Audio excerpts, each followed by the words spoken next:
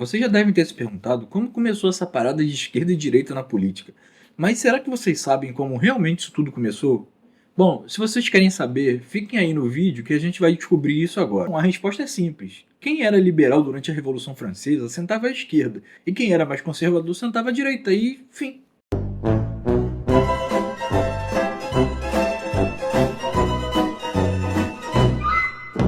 Bom, na verdade, as coisas são um pouco mais complexas do que isso. A gente precisa realmente voltar na Revolução Francesa para entender como tudo isso começou, mais precisamente entre 1789 e 1799. Lá no parlamento francês, aonde uma galera se reunia lá para debater como é que eles iam fazer as políticas da França ali. Só que aí o que acontece? Tinha dois grupos. Um grupo eram os aristocratas que sentavam ao lado direito do orador e tinha os comuns que sentavam ao lado esquerdo. E daí vem o termo da esquerda e da direita. Os aristocratas eram uma galera mais focadas em defender os seus próprios interesses da igreja e também como as classes pré-definidas lá do mercantilismo e da Idade Média já vinham sendo pré-estabelecidas, né? Que era aquela parada que a gente estuda na escola, que é os servos, a nobreza e o clero. Então os aristocratas eles estavam mais focados em manter essas estruturas que já vinham desde a Idade Média, né? E consequentemente com isso eles eram chamados de conservadores, porque eles queriam conservar aquele sistema que já existia por séculos. E aqui vai uma curiosidade do início da politicagem. O lado esquerdo, ele não era focado na galera que a gente pode imaginar hoje em dia, mas sim nos burgueses. Sim, era justamente a classe de empresário. Os empresários, eles ficavam no lado esquerdo e representavam as pessoas comuns, já que eles também faziam parte da terceira classe daquela pirâmide que eu acabei de falar da Idade Média. Tá, e eles estavam ali para representar, obviamente eles, né, que eram os burgueses, os pequenos empresários, o povo normal, que era os servos, e também qualquer outro tipo de classe que entrava ali na terceira classe. E, em princípio, eles começavam também a debater muito a questão do imposto, já que a terceira classe, e consequentemente os burgueses, eram quem sustentavam justamente os aristocratas, que eram os nobres, e a primeira classe ali do clero, né? Então eles estavam ali debatendo para a terceira classe que fazia parte da galera comum e deles também, justamente não relevarem ali a questão do imposto. Também da representatividade política, já que a terceira classe até então não tinha nenhuma representatividade política no parlamento francês. E esses primeiros esquerdistas, podemos dizer assim, eles defendiam alguma das pautas que hoje são defendidas pela direita, principalmente aqui no Brasil, que era o livre comércio, a pouca intervenção do Estado e principalmente o republicanismo, né? Os seus objetivos eram principalmente manter um livre mercado sem o Estado se intrometer e tirar o poder das duas primeiras classes, né, que comandavam a França ali totalmente e deixavam a terceira classe sem nenhuma representatividade. Porque justamente naquele período, a questão de representatividade da terceira classe, que eram os trabalhadores, os operários e os burgueses, não estava bem representada no parlamento da França. E uma questão ali de democracia, ela era um pouco turva, ela não era muito bem esclarecida na época e nem muito bem praticada. E também vale salientar aqui, que não deixa de ser irônico, é que justamente os primeiros esquerdistas da história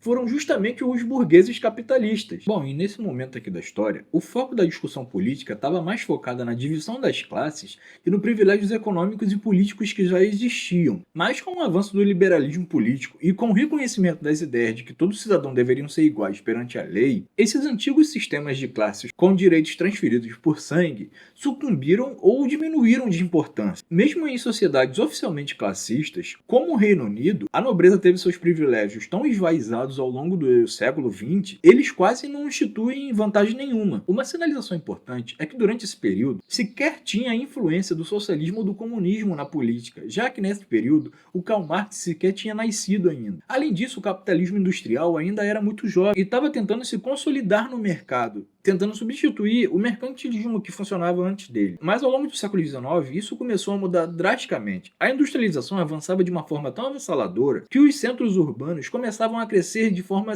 desenfreada, sem precedentes nunca antes vistos, e o capitalismo liberal começava a se consolidar. Com isso, começaram a surgir diversas novas formas de ideologia que poderiam transformar o mundo político novamente. Ideias que, no século seguinte, mudariam o mundo para sempre. E quando Karl Marx de fato surgiu, com suas ideias ideias de socialismo e comunismo, o avanço da industrialização tinha sido tão alto que tinha acabado provocando transformações irreparáveis. Novas vertentes políticas nasceram em lados diferentes dos aspectos políticos, assim como os movimentos operários e os primeiros sindicatos também acabaram surgindo. E vale um adendo aqui que Marx atualmente pode ser bastante controverso, principalmente por causa da evolução política ao longo do tempo e das diversas interpretações e distorções que foram feitas de suas obras. Mas existe um ponto importante que precisa ser considerado aqui para esse período da história. Durante a vida de Karl Marx, realmente havia uma necessidade de mudanças profundas no âmbito político e social. A direita e a esquerda, que inicialmente existiam, não era necessariamente na sua principal preocupação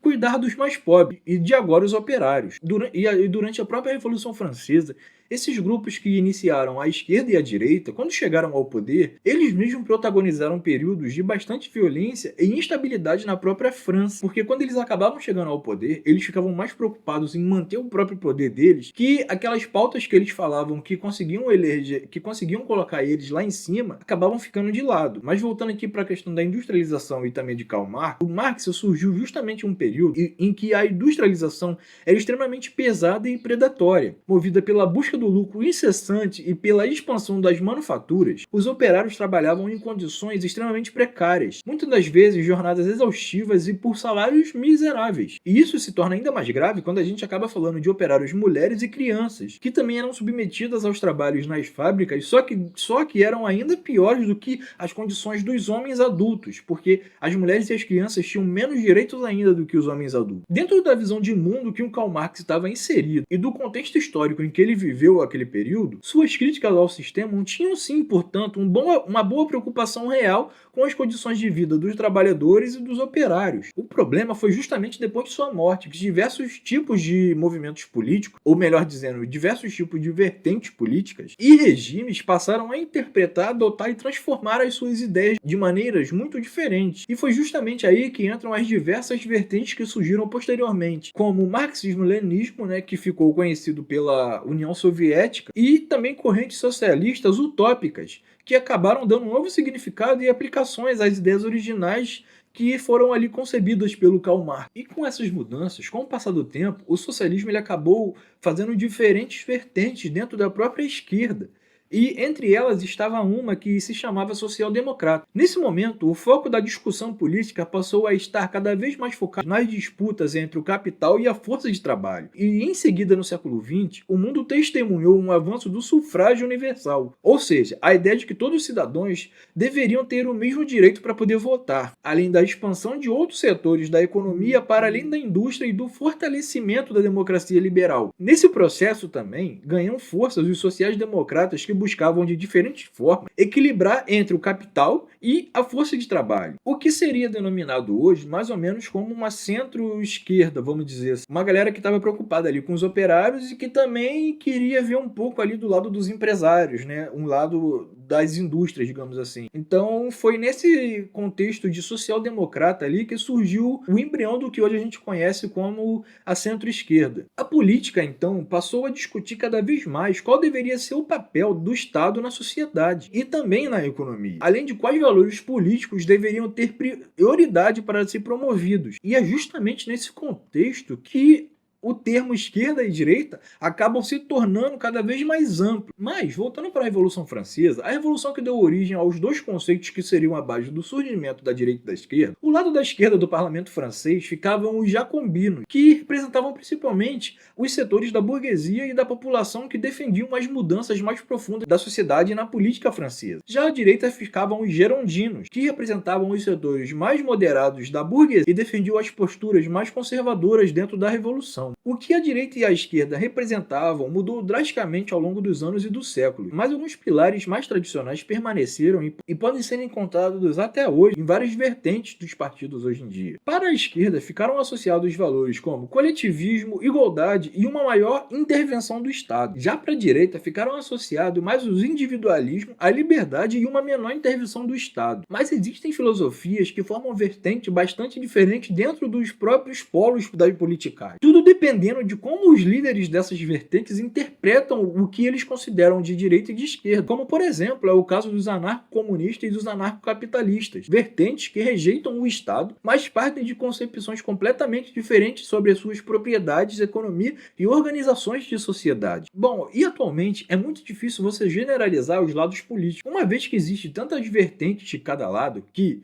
muitas vezes, até mesmo dentro do próprio polo político, existem divergências enormes. Um exemplo é o próprio Missão e o PL, que são partidos de direita, mas que quase sempre estão brigando entre eles e estão divergindo entre alguma coisa, por mais que eles sejam do mesmo espectro político, que no caso seria a direita. E também um dos exemplos mais curiosos e também um dos exemplos que eu mais acho interessante dessa questão de como as vertentes políticas se divergem absurdamente é o próprio PCO, que é um partido tão de esquerda que você pode considerar ele de extrema esquerda, cujo presidente, o Rui Costa Pimenta, por diversas vezes, já assumiu posições que acabaram agradando ou até mesmo coincidiram com pautas dos setores da direita. E em alguns momentos o Rui Costa, ele chegou até mesmo a defender o Bolsonaro por causa de algumas determinações judiciais e também afirmou que poderia até mesmo fazer parceria com a direita caso a direita quisesse. Tamanha é a sua aversão às outras vertentes da esquerda que ele não considera tão pura. Isso mostra que você colocar um político numa caixinha dizendo ali que ele é de esquerda ou direita, nem sempre está completamente ligado às suas posições políticas, já que até mesmo dentro dos próprios polos políticos existem divergências enormes e muitas vezes contradições e brigas entre eles mesmos. E para finalizar, os dois polos políticos mudaram tanto em relação à sua origem na Revolução Francesa que hoje existe um espectro tão amplo de politicagem dos dois lados que vai da extrema esquerda até mesmo à extrema direita, passando por diversas posições do centro e diferentes vertentes dentro do próprio campo político. Inclusive, na própria Revolução Francesa já existia o centrão político, que eram os parlamentares que ocupavam a posição intermediárias no centro do salão, que ficava logo atrás do orador. E principalmente a partir do século XX, com a Revolução Russa, o surgimento dos regimes totalitários e a ascensão de diferentes ideologias revolucionárias e autoritárias, os sistemas políticos passaram a assumir uma forma tão diferente do que existiam originalmente no século XVIII. Por isso, quando falamos de extrema esquerda e extrema direita atualmente, é muito importante entender que existem diferentes correntes dentro de cada extremo e que elas não são simplesmente versões idênticas umas das outras. Até mesmo podemos observar regimes autoritários que podem surgir a partir de diferentes ideologias e justificativas políticas. Em alguns casos, o autoritarismo parece mais associado ao nacionalismo extremo, ao fascismo e ao militarismo, mas, por outro lado, está associado a projetos revolucionários comunistas e disfarçados de projetos sociais e também da revolução do próprio povo, ou seja, do proletariado. No fim das contas, quando a ideologia política passa a concentrar poder demais, mesmo que sendo de direita ou de esquerda, ela acaba eliminando a oposição e deixa de aceitar a possibilidade de discordância. Pouco importa o rótulo utilizado para justificar o regime, porque no final das contas, se você discordar, você vai acabar indo de Vasco.